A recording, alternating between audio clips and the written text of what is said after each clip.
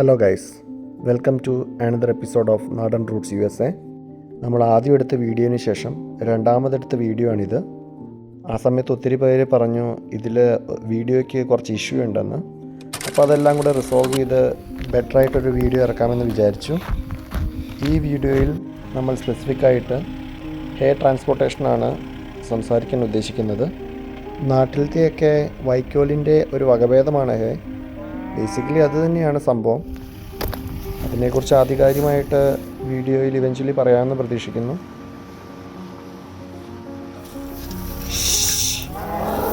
നമ്മൾ കഴിഞ്ഞ വീഡിയോയിൽ പറഞ്ഞതുപോലെ ഈ വീഡിയോയിൽ നമുക്ക് കാണാം ഹേ കണ്ടപ്പോൾ പശുക്കളുടെ സന്തോഷം.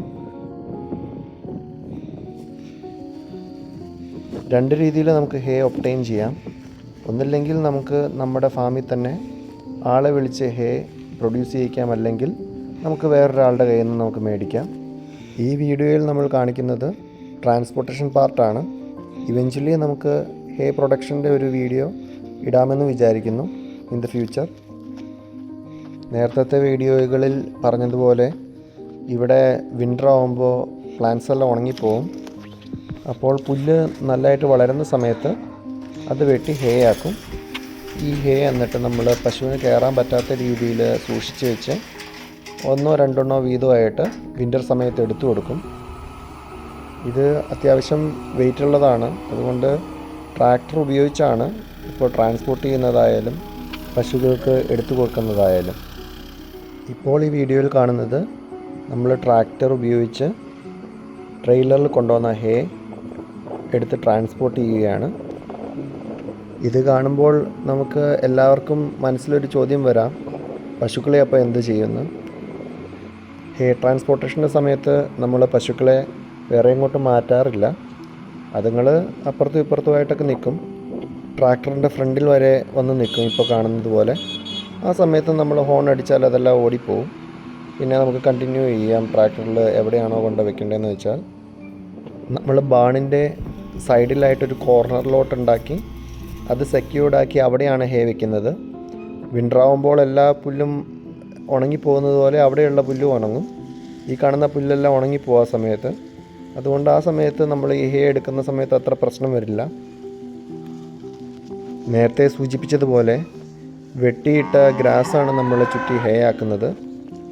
ഇവിടെ പശുക്കൾക്കും കുതിരകൾക്കും ഹേ കൊടുക്കും. പക്ഷേ കുതിരകൾക്കുള്ള ഹേ കുറച്ചും കൂടെ പെക്യൂലിയറാണ്. അതിൽ കൂടുതൽ ഗ്രാസും കുറച്ച് കളയും ഉള്ള ടൈപ്പ് ഹേ ആണ് അവർക്ക് കൊടുക്കുന്നത്. അതുകൊണ്ട് അതിന് വിലയും കൂടും.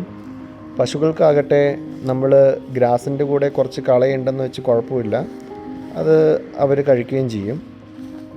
പിന്നെ ഇത് വിൻ്ററിൽ കൊടുക്കുന്നത് കാരണം ആ സമയത്ത് പുല്ലിൻ്റെ ക്ഷാമം ഉള്ളതുകൊണ്ട് ഹേ കാണുമ്പോൾ തന്നെ ഓടി വന്നിത് കഴിക്കും. വേറെ ഒന്നും നോക്കാനൊന്നും നിൽക്കില്ല പശുക്കൾ. പക്ഷേ കുതിരകളുടെ കാര്യത്തിൽ കുറച്ച് വ്യത്യാസമുണ്ട്. അവർ ഭയങ്കര സ്പെസിഫിക് ആയിട്ടുള്ള ഫുഡൊക്കെ കഴിക്കുന്നത് കൊണ്ട് അവർക്ക് നല്ല രീതിയിലുള്ള ഗ്രാസും ഹേ ഒന്നും കൊടുത്തില്ലെങ്കിൽ അവർ കഴിക്കില്ല.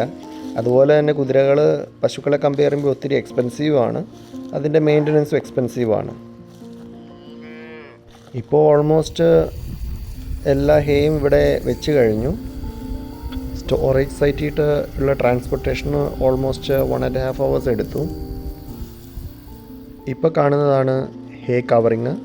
ഇത് യൂഷ്വലി നമ്മൾ പശുക്കൾക്ക് ഹേ കൊടുക്കുമ്പോൾ റിമൂവ് ചെയ്തിട്ടാണ് കൊടുക്കാറ്. ഇനി നമുക്ക് ഹേ ബെയിൽ ഹേ റിങ്ങിൻ്റെ അകത്തേക്ക് ട്രാൻസ്പോർട്ട് ചെയ്യുന്ന പ്രോസസ്സിൻ്റെ കുറച്ച് സ്ലൈഡ്സ് കാണാം. ഹേ വെച്ച് കഴിയുമ്പോൾ പശുക്കൾ അതിൻ്റെ പൊക്കത്തേക്കൂടെ നടന്ന് നശിപ്പിക്കാതെ ഇരിക്കാൻ വേണ്ടിയാണ് ഹേ റിങ് വെക്കുന്നത്. ഹേ റിങ് വെച്ച് കഴിയുമ്പോൾ അതിൻ്റെ ഇടയിലുള്ള സ്പേസിൽ കൂടെ പയ്യെ അതിന് കഴിക്കാൻ പറ്റും. ഈ ഫോട്ടോയിൽ നമുക്ക് കാണാം ഹേ എല്ലാം ട്രെയിലറിൻ്റെ പൊക്കത്തുനിന്ന് എടുത്തു കഴിഞ്ഞതായിട്ട്.